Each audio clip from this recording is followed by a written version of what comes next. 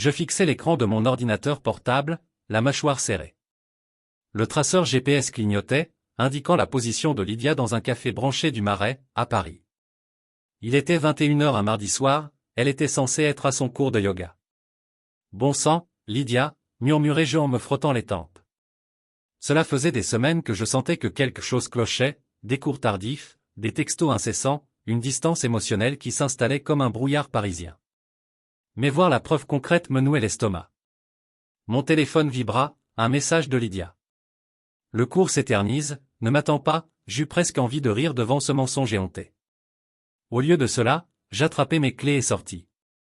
Il était temps de découvrir ce que ma chère épouse tramait vraiment. Le café était faiblement éclairé, avec cette ambiance pseudo-bohème qui pullule dans les quartiers branchés de la capitale. Je me garai de l'autre côté de la rue, observant discrètement. La voilà, attablée en terrasse, riant aux éclats, effleurant le bras d'un type que je n'avais jamais vu. Mes mains agrippèrent le volant jusqu'à ce que mes articulations blanchissent. J'avais envie de foncer là-bas, de les confronter tous les deux, mais non. J'avais besoin de plus d'informations avant d'agir. Je pris quelques photos avec mon téléphone, puis rentrai chez nous, l'esprit en ébullition. Qui était-il? Depuis quand cela durait-il? Et surtout, que comptais-je faire? De retour dans notre appartement haussmannien démesurément grand, celui pour lequel j'avais trimé comme un fou dans les affaires immobilières, je me servis un cognac et m'installai dans mon bureau. L'heure était venue de creuser. Il ne me fallut pas longtemps pour le trouver en ligne, Étienne Noirbois, 32 ans, un instructeur de yoga local qui se prenait pour une star, avec un Instagram rempli de photos torse nu et de citations inspirantes sur la zen attitude. Quel clown! J'étais encore en train de scroller sur ses réseaux quand j'entendis la clé de Lydia tourner dans la serrure. « Adrien, tu es encore debout ?» appela-t-elle. Je sortis du bureau, cognac à la main. « Salut, chérie. Comment était le yoga ?» Elle hésita une fraction de seconde avant de se recomposer. « Super, un cours vraiment intense ce soir. »« J'imagine, » dis-je d'une voix neutre. « Tu dois être épuisé après tant d'efforts. » Les yeux de Lydia se plissèrent légèrement. « Qu'est-ce que ça veut dire ?» Je haussai les épaules, sirotant mon cognac. « Rien, juste une conversation. » Elle me fixa longuement, puis se détendit. « Bon, je suis crevé. Je vais prendre une douche et me coucher. Bonne nuit. » « Fais de beaux rêves, » répondis-je en la regardant s'éloigner. Dès que j'entendis l'eau couler, je repris mes recherches. J'avais besoin de preuves solides, du genre qui tiendrait devant un juge français, avec toutes les complications de notre droit matrimonial. Parce que, soyons clairs, il était hors de question que Lydia parte avec la moitié de ce que j'avais bâti. Le lendemain matin, je passai quelques coups de fil et organisai un rendez-vous avec Franck Sulan, un détective privé recommandé par un vieil ami du barreau. Nous nous retrouvâmes dans un petit bistrot discret près de la Bastille, loin des regards indiscrets. Franck était un homme buriné dans la cinquantaine, avec des yeux perçants qui ne rataient rien. « Alors, monsieur Hawthorne, dit-il après que je lui eus exposé la situation, vous voulez des preuves de l'infidélité de votre femme? » Exactement, répondis-je. Des preuves concrètes, photos, vidéos, tout ce qu'il faut. Il hocha la tête lentement. Et qu'en ferez-vous une fois que vous les aurez? Je soutins son regard. Ce qu'il faudra pour protéger mes intérêts et mes biens. Un sourire fantôme effleura ses lèvres. Compris. Je m'y mets tout de suite. Mais je vous préviens, monsieur Hawthorne, ces enquêtes révèlent parfois des choses inattendues. J'espère que vous êtes prêt. Je suis prêt à tout, affirmai-je. Fournissez-moi juste ce dont j'ai besoin. En sortant du bistrot, mon téléphone vibra, un message de mon meilleur ami et associé en affaires, Victor. Apéro ce soir? J'hésitai, puis répondis, ok, au même endroit, 20h. J'avais besoin de parler à quelqu'un, et s'il y avait une personne en qui j'avais confiance, c'était Victor. Nous avions traversé trop d'épreuves ensemble pour que je doute de lui. Le bar à vin était bondé quand j'arrivai, mais je repérai Victor à notre table habituelle au fond. Il me fit signe, 2 verres de Bordeaux déjà posés. « Tu as une sale mine, » dit-il en me voyant m'asseoir. Je ris sans humour. Je me sens comme ça aussi. Je bus une longue gorgée, savourant la brûlure tannique. C'est Lydia. L'expression de Victor devint sérieuse. Qu'est-ce qui se passe? Je lui racontai tout, mes soupçons, la filature jusqu'au café, l'embauche du détective. Il m'écouta attentivement, le front plissé par l'inquiétude. Nom de Dieu, Adrien, dit-il quand j'eus fini. Je suis désolé. Qu'est-ce que tu vas faire? Je ne sais pas encore, admis-je. Mais je ne la laisserai pas s'en tirer comme ça. J'ai bossé trop dur pour qu'elle et son amant me plumassent. Victor hocha la tête. Fais gaffe, d'accord? Ne fais rien de précipité. Peut-être qu'il y a une explication. Une explication? M'emportai-je. Pourquoi? Me mentir en face, se faufiler dans mon dos? Il leva les mains en signe d'apaisement. Je dis juste d'attendre d'avoir tous les faits avant de prendre des décisions radicales. Tu as beaucoup à perdre, Adrien. Je respirai profondément, me calmant. Tu as raison. Je sais. Je n'arrive juste pas à croire qu'elle me fasse ça, après tout ce qu'on a vécu ensemble. Victor posa une main sur mon épaule. Quoi qu'il arrive, je te couvre. Tu le sais, hein? Je parvins à sourire faiblement. Ouais, je sais. Merci, mon vieux. En rentrant ce soir-là, les mots de Victor résonnaient dans ma tête, fais gaffe, ne fais rien de précipité. Mais avec chaque jour qui passait, chaque mensonge de Lydia, je sentais mon contrôle m'échapper. Quelque chose allait craquer, et bientôt. La semaine suivante fut un tourbillon de suspicion et de rage contenue. Au bureau, je faisais semblant, mais mon esprit était obsédé par Lydia et sa trahison. Franck m'envoyait des mises à jour régulières, d'autres, cours de yoga, qui n'en étaient pas, des rendez-vous clandestins dans des cafés discrets des halles ou des parcs comme le Luxembourg. Enfin, il m'envoya le message attendu, j'ai ce qu'il vous faut. Rendez-vous au bistrot. Je prétextai une urgence au travail et fonçai le retrouver. Il m'attendait dans un coin, une grosse enveloppe Kraft sur la table. Tout est là, dit-il sans préambule. Photos, vidéos, relevés téléphoniques. Votre femme entretient une liaison avec cet Étienne depuis au moins 3 mois. Je tendis la main vers l'enveloppe, tremblant, mais Franck la retint. Vous êtes sûr de vouloir voir ça? Une fois vu, on ne peut pas revenir en arrière. Je soutins son regard. Je suis sûr. Il hocha la tête et me la donna. La première photo me frappa comme un coup de poing, Lydia et Étienne enlacés passionnément devant un hôtel miteux de Pigalle. Je feuilletai le reste rapidement, chaque image se gravant dans mon cerveau, riant lors d'un dîner, se tenant la main dans un parc, s'embrassant dans sa voiture. Il y a aussi des vidéos, dit Franck doucement, mais c'est à vous de décider si vous voulez les regarder. Je secouai la tête, remettant tout dans l'enveloppe. Ça suffit. Je sortis mon chéquier. Merci pour votre travail, monsieur Sulan. Ça couvre tout, je suppose? Il jeta un œil au montant et acquiesça. Plus que ça. Vous n'avez besoin de rien d'autre? Non, dis-je en me levant. J'ai ce qu'il me faut. Je rentrai dans un état second, l'esprit en feu. Maintenant que j'avais des preuves, que faire? Confronter Lydia? Aller directement chez l'avocat? J'avais besoin de temps pour réfléchir, pour planifier. Mais en arrivant dans notre allée et en voyant la voiture de Lydia déjà là, quelque chose en moi céda. Toute la douleur, la trahison, la colère refoulée déferlèrent. Au diable la prudence. C'était l'heure du règlement de compte. Je fis irruption dans l'appartement, trouvant Lydia dans la cuisine, en train de couper des légumes pour le dîner un cassoulet, comme elle aimait en préparer les soirs d'hiver, avec cette odeur réconfortante qui emplissait autrefois notre foyer d'une illusion de bonheur. Elle leva les yeux avec un sourire qui s'effaça vite en voyant mon visage. « Adrien, qu'est-ce qui ne va pas ?» Je ris amèrement. « Qu'est-ce qui ne va pas? Pourquoi ne me le dis-tu pas, Lydia? Comment était le yoga ce soir? » Elle pâlit légèrement mais se reprit. « C'était bien. » Pourquoi? Arrête, grognai-je en claquant l'enveloppe sur le comptoir. Je sais tout. Sur Étienne, surtout. Les yeux de Lydia s'écarquillèrent de choc, puis se plissèrent. Tu m'as espionné? Et comment? Rétorquai-je. Et heureusement, sinon je serais encore dans l'ignorance pendant que ma femme couche avec son prof de yoga dans mon dos. Ce n'est pas comme ça, protesta-t-elle, la voix montante. Tu ne comprends pas. Oh, je comprends parfaitement. Je comprends que pendant que je me tue au travail pour nous offrir cette vie, tu la fous en l'air pour un narcissique bodybuildé. L'expression de Lydia se durcit. Peut-être que si tu m'accordais ne serait-ce que la moitié de l'attention que tu donnes à ta précieuse entreprise, je n'aurais pas eu besoin de chercher ailleurs. Je reculai comme si elle m'avait giflé.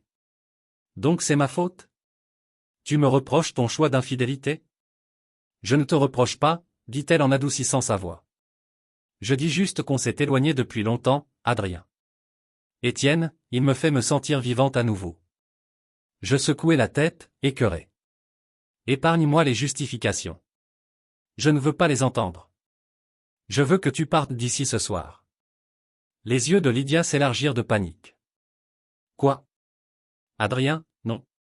On peut arranger ça. On peut aller chez un thérapeute, essayer de. Il n'y a rien à arranger, tranchai-je froidement. C'est fini. J'aurai les papiers du divorce demain matin. Tu ne peux pas me jeter dehors comme ça, protesta-t-elle. C'est aussi ma maison. J'ai des droits. Je ris sans joie. Des droits? Tu les as perdus au moment où tu as décidé de me tromper. Tu veux des droits? Parle à mon avocat. Je tournai les talons, mais Lydia m'attrapa le bras. Adrien, s'il te plaît. Je suis désolé. C'était une erreur. Je t'aime. Je me dégageai. Ne dis pas que tu m'aimes. Si tu m'aimais, tu n'aurais jamais fait ça. Des larmes montèrent aux yeux de Lydia. Et tout ce qu'on a construit ensemble? Tu es vraiment prêt à tout jeter? Je la fixai longuement, voyant non plus la femme que j'avais aimée pendant des années, mais une étrangère, une menteuse, une traîtresse. C'est toi qui as tout jeté, dis-je calmement. Pas moi. Maintenant, sors. Je m'enfermai dans mon bureau, ignorant ses supplications. J'entendis ses pas dans l'appartement, ramassant des affaires. Enfin, la porte d'entrée s'ouvrit et se ferma. Alors seulement, je m'autorisai à craquer, me servant un autre cognac d'une main tremblante. C'était fini. Mon mariage, la vie que je croyais avoir, tout n'était que mensonge. Mais tandis que le choc initial s'estompait, une autre émotion s'installait, la détermination. Lydia m'avait trahi, mais je refusais qu'elle détruise tout ce pourquoi j'avais sué. Je sortis mon téléphone et appelai Victor. « Salut », dis-je quand il répondit. « J'ai besoin de ton aide. C'est l'heure de passer à l'offensive. » Le lendemain matin, je me levai tôt et me rendis directement au cabinet d'Evelyne Vert, l'une des meilleures avocates en divorce de Paris. J'avais tiré sur toutes les ficelles pour obtenir un rendez-vous d'urgence. Evelyne était une femme affûtée dans la cinquantaine, avec une réputation de requin impitoyable au tribunal parfait. « Monsieur Hawthorne », dit-elle en me voyant entrer.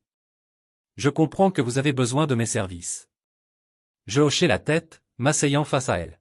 « Ma femme me trompe. Je veux divorcer, et je veux m'assurer qu'elle ne me dépouille pas au passage. » Evelyne haussa légèrement les sourcils. « Je vois. Et vous avez des preuves de cette infidélité? » Je posai l'enveloppe de francs sur son bureau. Tout est là, photos, vidéos, relevés. Elle l'ouvrit, scrutant le contenu d'un œil expert. « C'est du solide, murmura-t-elle. Très solide. Ça renforce notre position. Alors, qu'est-ce qu'on fait maintenant? Demandai-je. Evelyne s'adossa à son fauteuil, me fixant intensément. Maintenant, monsieur Hawthorne, on prépare la guerre. Votre femme va se battre, croyez-moi. Elle essaiera de se faire passer pour la victime, d'alléguer négligence émotionnelle, peut-être même des violences. Je commençai à protester, mais elle leva la main. Je ne dis pas que c'est vrai, je dis que c'est ce qu'elle tentera probablement. Il faut être prêt à tout. Je hochai la tête. Tout ce qu'il faudra. Je ne la laisserai pas partir avec un sou de plus qu'elle ne mérite. Un sourire prédateur effleura ses lèvres. J'espérais que vous diriez ça. Parlons stratégie. Pendant les 2 heures suivantes, nous passâmes en revue chaque détail de mon mariage, de mes finances, des preuves contre Lydia. Evelyne était minutieuse, ne laissant rien au hasard, un trait typique des avocats parisiens, rompu aux arcanes du code civil. Une dernière chose, dit-elle en concluant. Documentez tout, chaque interaction avec votre femme, chaque dépense, chaque appel. Tout ce qui pourrait être pertinent. Compris, répondis-je en me levant. Merci pour votre aide, maître Vert. Elle acquiesça. On reste en contact. Et monsieur Hawthorne, gardez votre sang-froid. Je sais que c'est dur, mais tout ce que vous ferez maintenant pourrait se retourner contre nous au tribunal. Je quittai son cabinet à la fois vidé et revigoré. La réalité de ce qui m'attendait était intimidante, mais j'étais prêt au combat. En rentrant au bureau, mon téléphone sonna, Victor. Salut, répondis-je. Quoi de neuf? Juste pour prendre des nouvelles. Comment s'est passé le rendez-vous avec l'avocate? Je lui résumai la rencontre, les avertissements d'Evelyne. Victor siffla doucement. Ça va être moche. Tu es sûr d'être prêt? Je n'ai pas le choix, répliquai-je. Lydia a choisi son camp, maintenant elle assume. Il y eut un silence. Écoute, Adrien, je sais que tu souffres, mais est-ce vraiment la voie à suivre?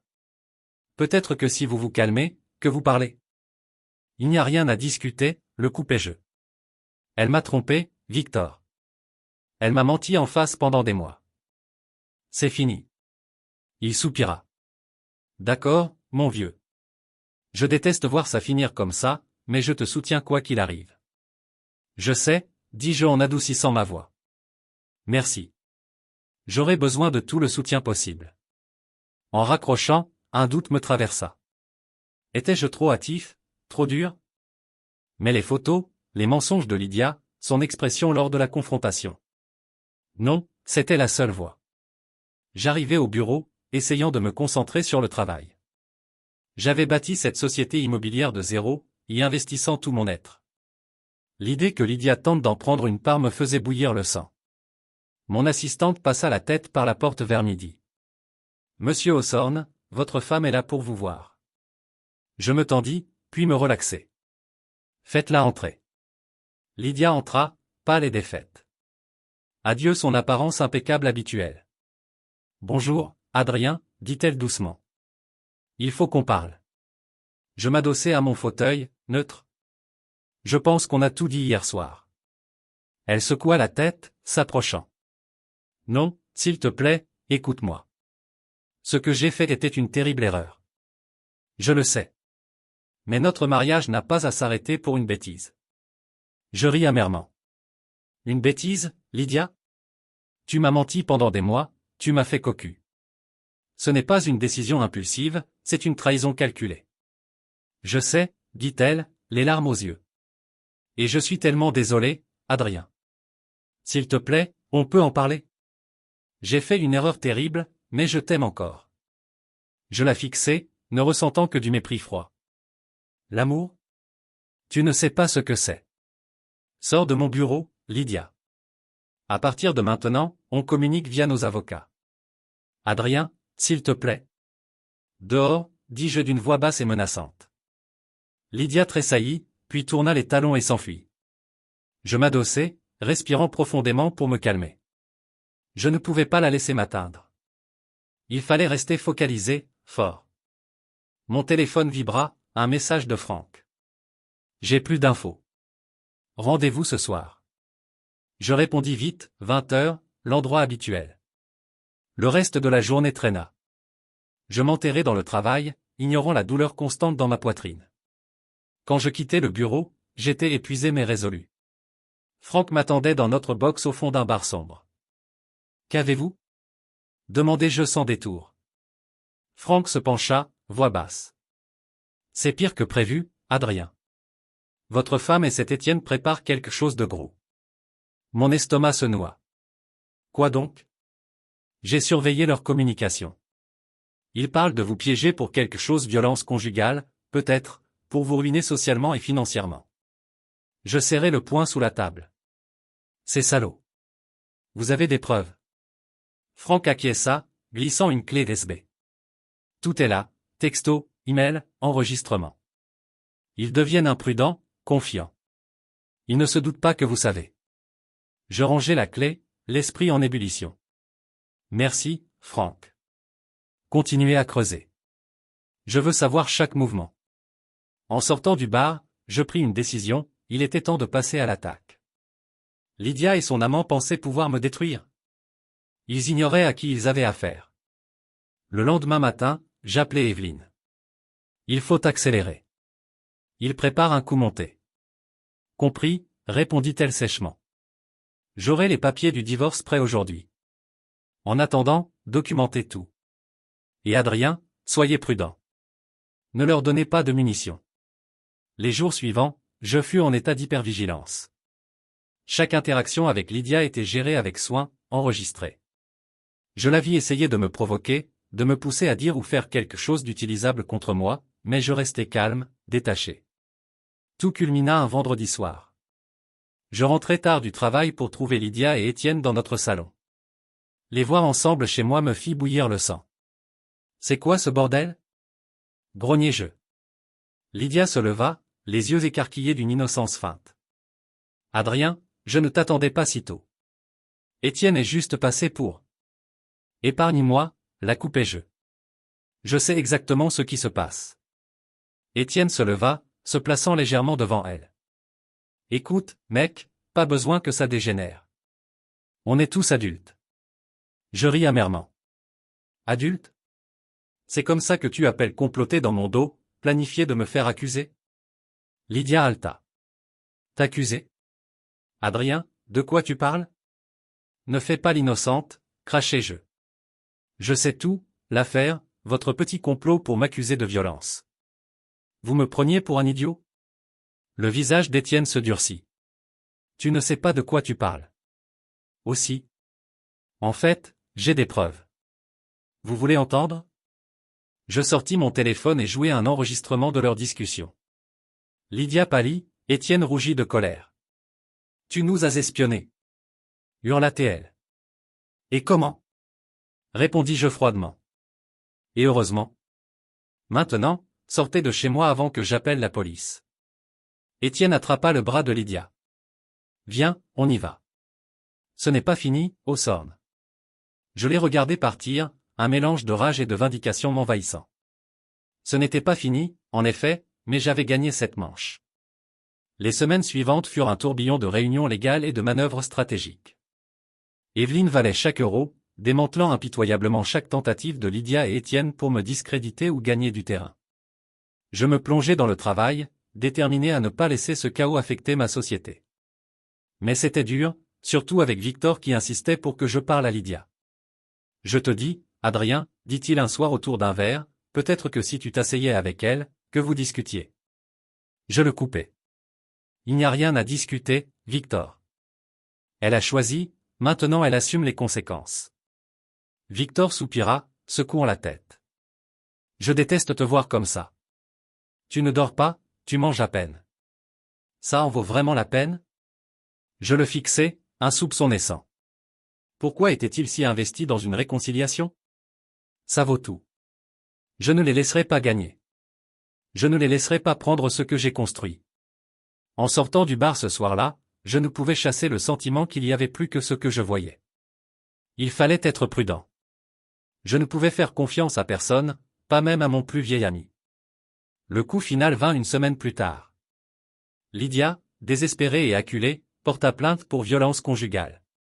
Elle se présenta au commissariat avec des bleus, racontant une histoire de contrôle et de maltraitance sur des années. Mais j'étais prêt. J'avais des enregistrements de toutes nos interactions depuis la découverte de l'affaire, des vidéos de caméras cachées montrant ses provocations et mes réponses calmes. La police, face à des preuves accablantes de sa supercherie, dut abandonner l'enquête. Lydia fut inculpée pour dénonciation calomnieuse. En sortant du commissariat, je sentis un poids s'envoler. C'était fini. J'avais gagné. Mais tandis que je rentrais, une nouvelle détermination s'installa.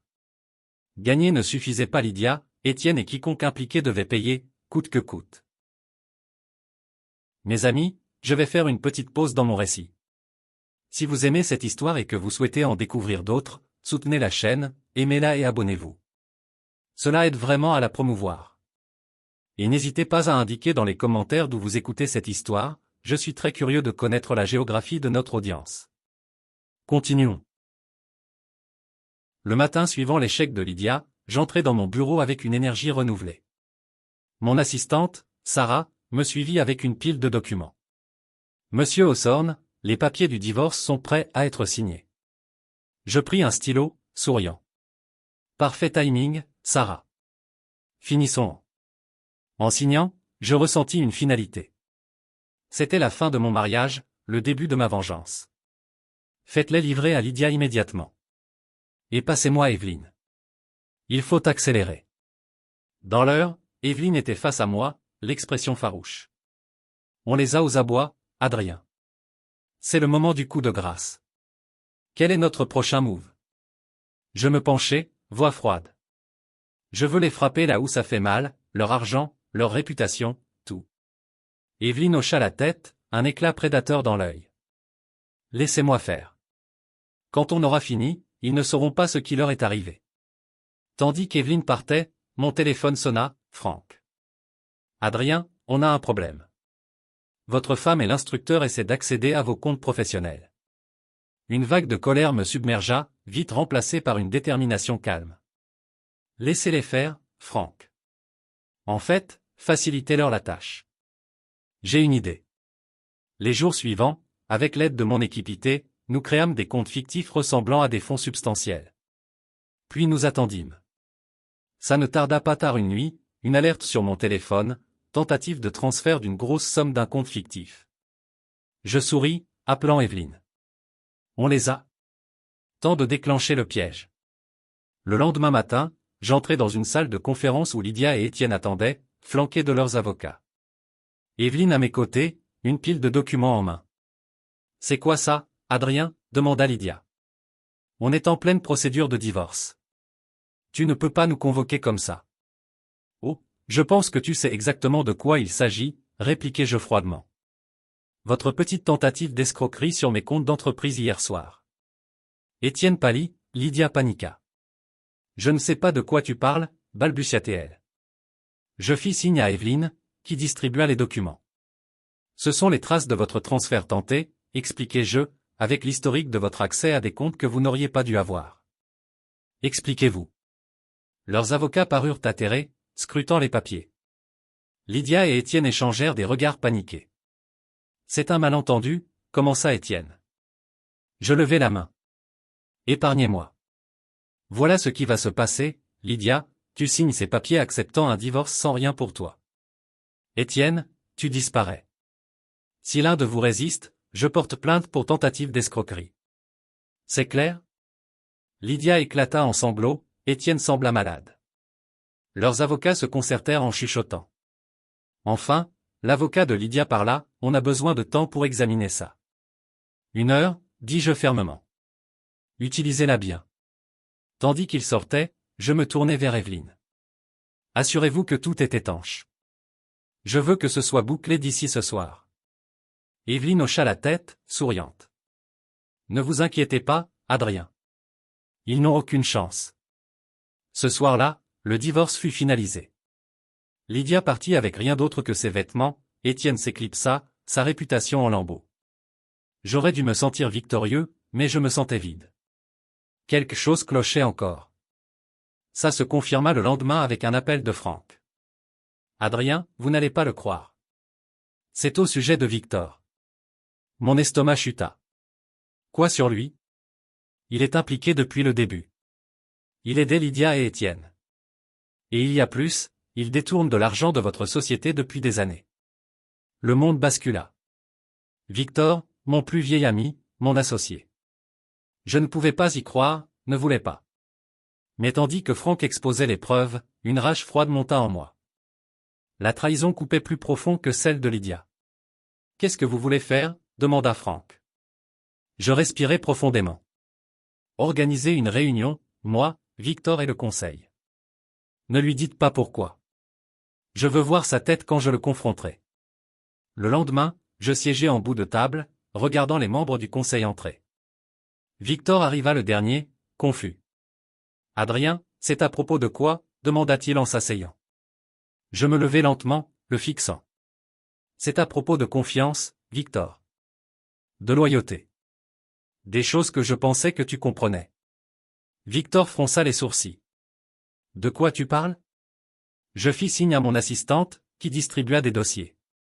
Ces documents détaillent des années de détournement de fonds vers des comptes offshore. Devine à qui ils sont liés?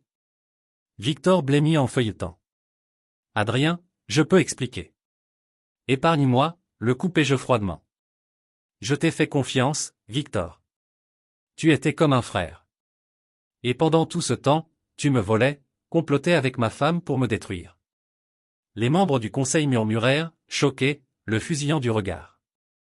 Victor se leva, les yeux fous. Tu ne comprends pas, Adrien. Je n'avais pas le choix. Lydia, elle. Épargne-moi, répétai-je, voix glaciale. Tu es fini ici. Le conseil votera ton éviction immédiate, puis tu entendras parler de mes avocats. Tandis que la sécurité escortait un Victor protestant, je m'adressai au conseil.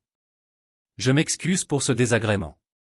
Soyez assurés que des mesures sont prises pour récupérer les fonds et empêcher ça à l'avenir.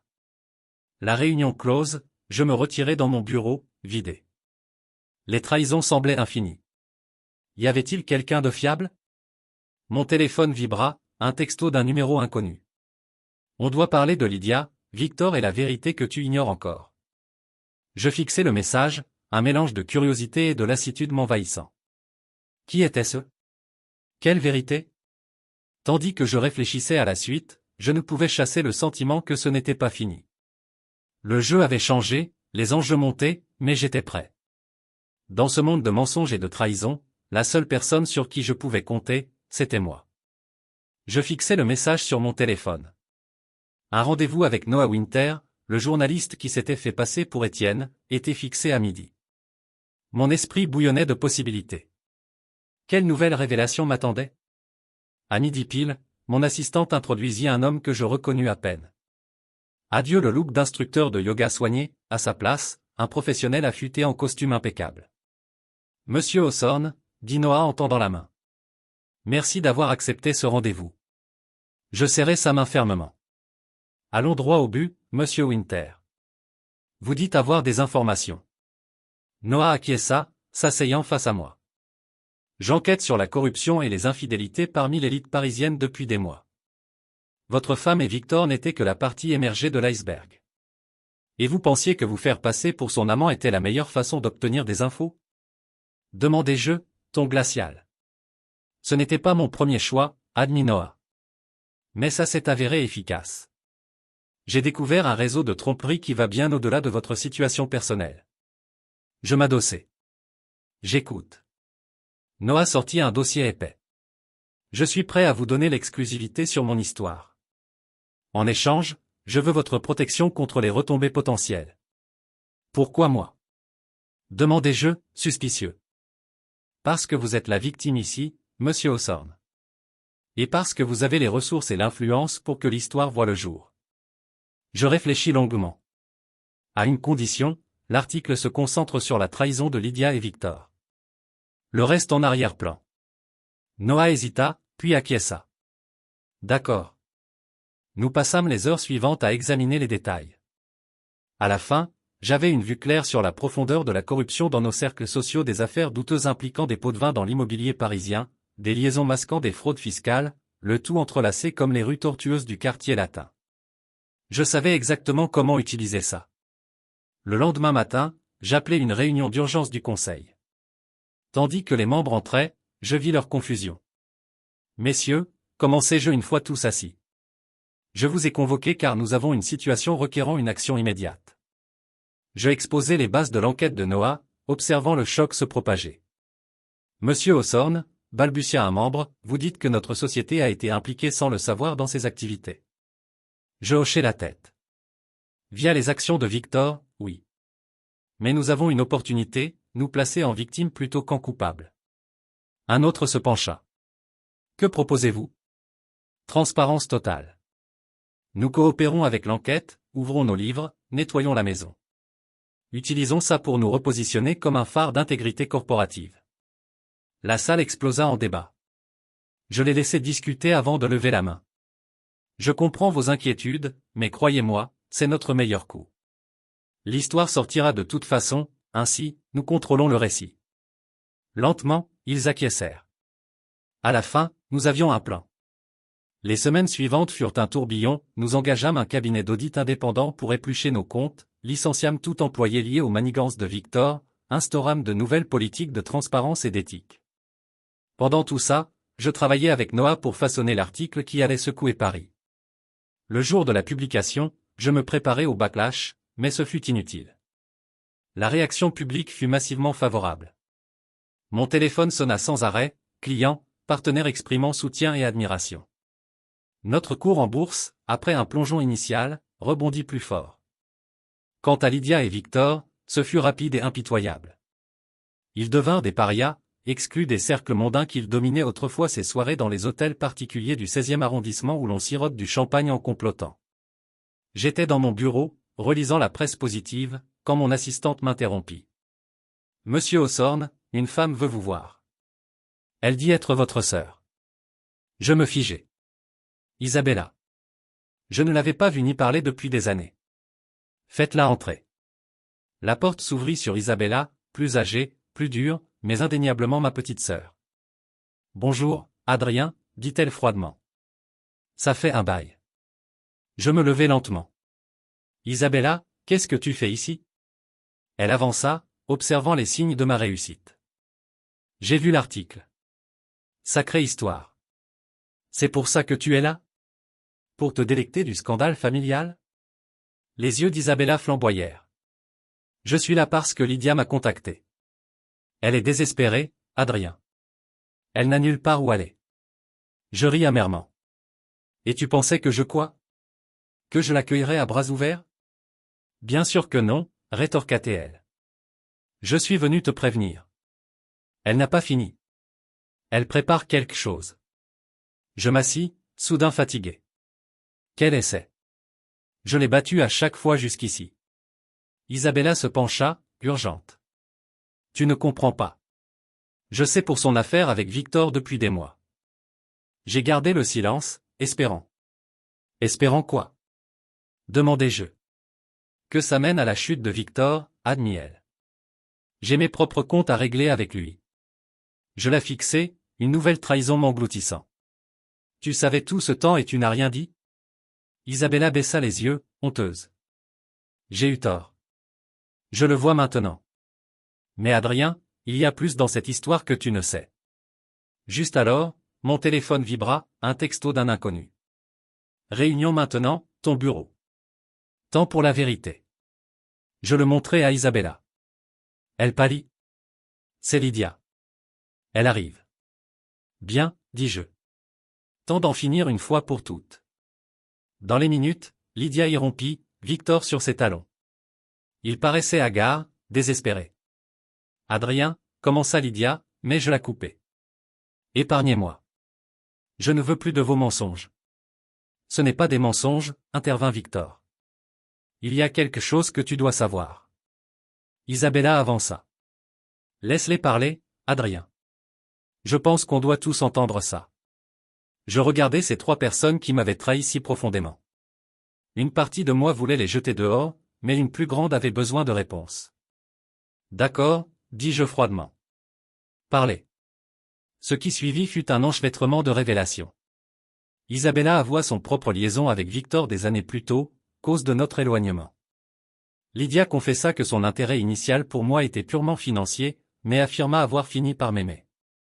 Victor, plus brisé que jamais, exposa l'étendue de ses détournements et manipulations des fraudes inspirées des scandales financiers qui avaient secoué la France, comme l'affaire Cahuzac, mais à plus petite échelle. Tandis qu'il parlait, un calme étrange m'envahit. Ces gens que j'avais aimés et fait confiance m'avaient causé tant de douleur. Mais les écoutant débiter leurs justifications pathétiques, je réalisais quelque chose, j'étais libre. Libre de la manipulation de Lydia, de l'amitié factice de Victor, du ressentiment non dit d'Isabella. Libre des doutes et suspicions qui m'avaient hanté. Quand ils finirent, ils me regardèrent, attendant ma réaction, mon pardon, peut-être. Je me levai lentement, les fixant tour à tour. C'est tout? Lydia avança, larmes aux yeux. Adrien, s'il te plaît.